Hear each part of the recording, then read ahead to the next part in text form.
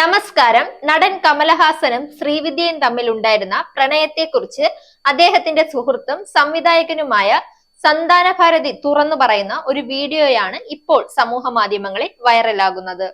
Manjummel boy സൃഷ്ടിച്ച ഓളങ്ങൾക്കിടയിൽ കമലഹാസൻ ചിത്രം ഗുണയും ചർച്ചയായതോടെയാണ് ഒരു അഭിമുഖത്തിൽ സംവിധായകൻ സന്താനഭാരതി തമിഴകത്തെ എക്കാലത്തെയും മികച്ച പ്രണയത്തെക്കുറിച്ച് പറഞ്ഞത്.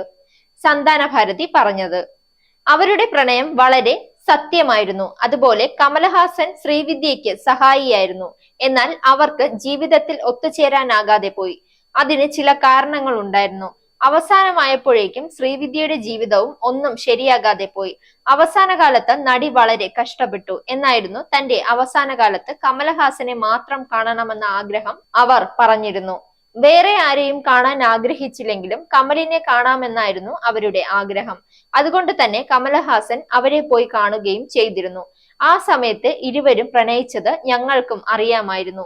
പിന്നീട് ഇവരുടെ പ്രണയം യാഥാർത്ഥ്യമായില്ലെന്ന് അറിഞ്ഞപ്പോൾ കമലഹാസൻ കൂടുതൽ ബുദ്ധിമുട്ടിലായി.